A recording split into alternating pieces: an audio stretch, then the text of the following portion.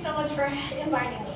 I've been doing something that I call Gracetalk since 2004. That is 22 years ago, a very long time, but I've only written and performed 8 shows.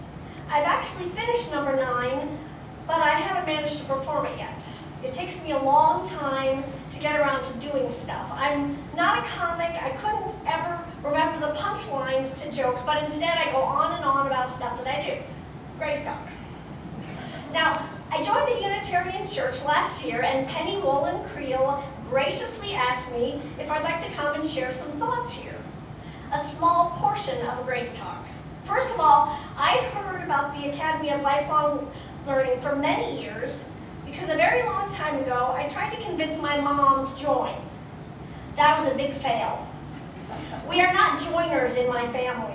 Mom has been going to the Unitarian Church since 2013, and she has yet to actually become a member. She's a dedicated, staunch anti-joiner, even when she was little. But at the time when I was looking into the Academy of Lifelong Learning, I thought, gee, that sounds interesting. I'd love to join when I turn 50. But that magic number, 50, happened 12, almost 13 years ago. And now suddenly I am 62, almost 63, not speedy about doing stuff, plus joining things is not in my DNA. When I read about this event online, it did say it would be highlighting the next generation of performing artists. So I feel a little bit that that's not exactly me. 62, almost 63. But okay, 62 years old, but I feel like I've always been very healthy. I think many people feel inside like they're much younger than their numerical age. Me, I've always moved a lot, I eat right, I exercise, blah, blah, blah. But stuff happens. I feel like as I get older, people spend more and more time talking about their health issues, but I have been very healthy.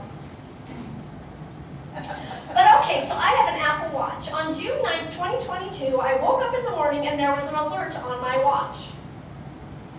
It said atrial fibrillation. Your heart has shown signs of an irregular rhythm suggestive of atrial fibrillation.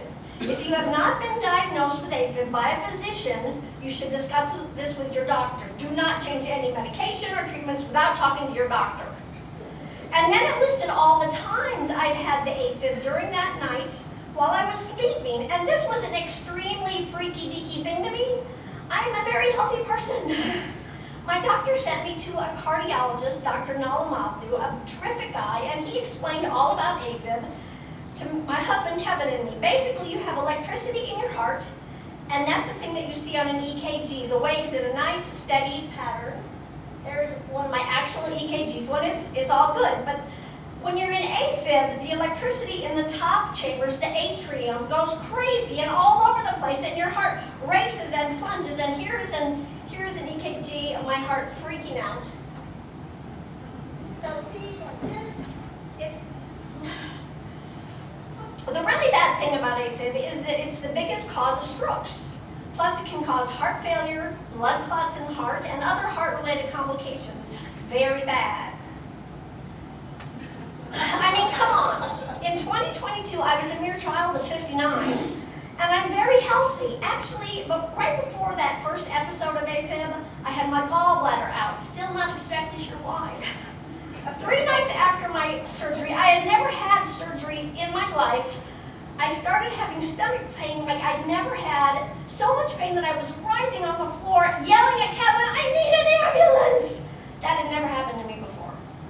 It was all very dramatic, rushed to the ER, admitted to the hospital for 3 nights, and I'd never been in the ER only as a support person. I'd never been admitted to the hospital, except I visited people, and it was all horrible, and they never figured out why I had the horrible pain, which kept happening every night at the hospital, but then I got released, and the pain went away. So when I went to see my cardiologist, Dr. Nalamathu, I explained all the hospital stuff to him, and he said it probably happened because the organs normally glide against each other, but the surgery had caused the organs to seize up. This made total sense to me, but why hadn't any of the other doctors thought of that? In the ER, the doctors were talking about doing exploratory surgery because they couldn't figure out why I was writhing in pain. That would not have gone well. Dr. Nalamathu prescribed me a baby aspirin or something. And I was fine for a while until December of that year when things were suddenly crazy. I mean, besides the ongoing COVID pandemic and all. My mom got run over by a car. Right before Christmas, she was walking in the Kohl's parking lot in the pedestrian crossing zone, and a car was barreling towards her, and Mom is very confident, some might say overly confident, and she didn't think the car zooming at her was actually going to hit her, but the next thing she knew, she was lying in the parking lot with the car's tire resting on her foot. People shouted to the lady to drive off Mom's foot, and she finally did that, and Mom proceeded to get in her car and drive home. My mom, who's here tonight, is now 90 years old and pretty much a badass.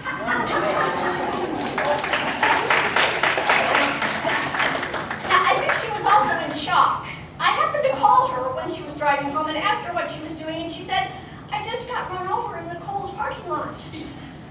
The good thing is that all the toes in her left foot were broken, but the many teeny tiny little bones in her foot weren't crushed, and now she's all good, and we're all much more cautious when crossing parking lots.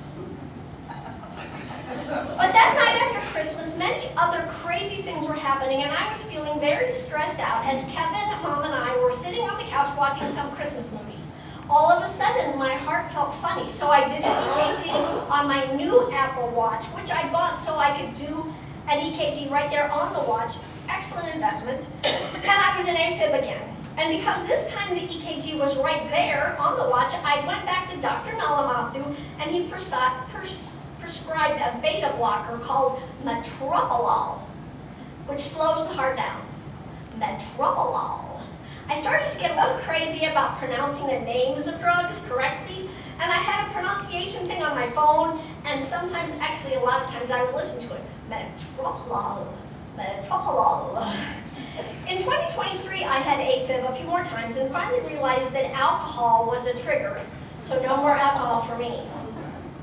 I miss my glass of wine at night while watching TV, but I'd rather have a good heart. I also miss an occasional margarita, and it seems like everybody is always having a cocktail or a glass of wine in all the TV shows and movies I watch and audiobooks I listen to, and pretty much everywhere all the time.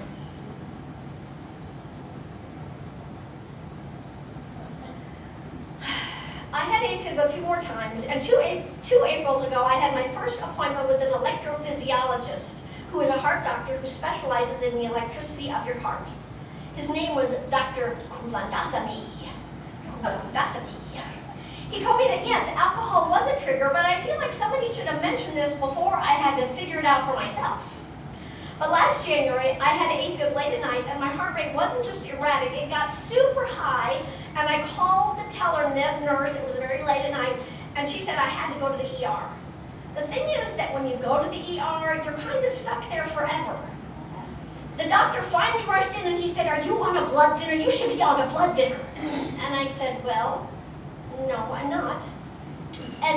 And he did tests and stuff, and then after about 4 million years, he came back in and he said, "I don't need to be on a blood thinner.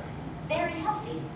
I finally got out of the ER after they gave me drugs to lower my heart rate, but then a couple weeks later, I ate some grocery store sushi, and I suddenly felt like maybe I had food poisoning.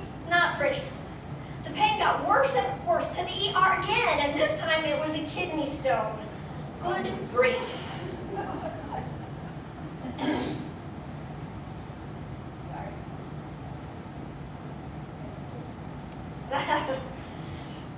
While I was in the ER that time, it was so crowded that I had to lie on a bed in the hallway outside the nurse's station. I was lying there moaning and groaning and feeling like I was going to die, and I noticed that every single person who passed me, patients, visitors, doctors, nurses, none of them would make eye contact. They didn't even look at me.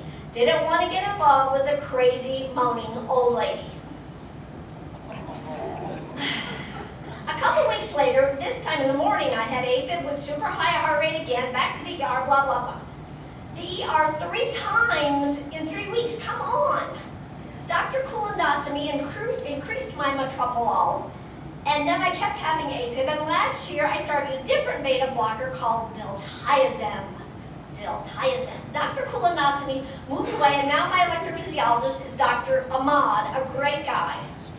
When I went to Dr. Ahmad, he told me I don't have to go to the ER when I have a AFib with a high heart rate, so that's fantastic.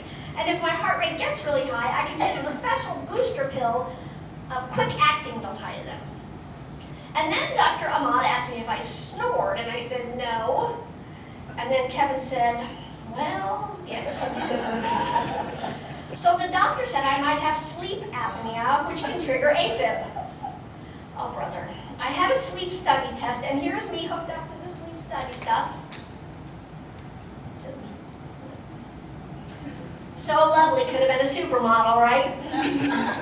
But the result is, yes, I have sleep apnea. So now I have a CPAP machine. So this is, when I first got it, I was super excited, but then this is the reality in the middle of the night, not super happy. But now I'm addicted to my CPAP machine, and it has kept the AFib at bay, except last December when I had AFib 3 times in 2 weeks. One of those times I had AFib because I had half a glass of sherry, little bitty. I drank it because the last time I went to see my pulmonologist, who had ordered the CPAP machine, she said I should be okay to have an occasional drink because the CPAP machine would keep my heart beating in a regular manner. So she was wrong. But I love my pulmonologist. I like all my doctors. The thing is, I am 62 years old, and I have way more doctors than my 90-year-old mother. I have the regular doctor, a dentist, a periodontist, 2 cardiologists, a pulmonologist, a urologist, a gynecologist, and a therapist. 9 doctors. That seems excessive, especially because I'm a very healthy person. Pretty healthy. But I love my therapist. Her name is Jill, and I've been seeing her for a couple of years, and she is so awesome, and I tell her so much stuff, and she does a great job of trying to convince me that I don't suck as a person. But really I do.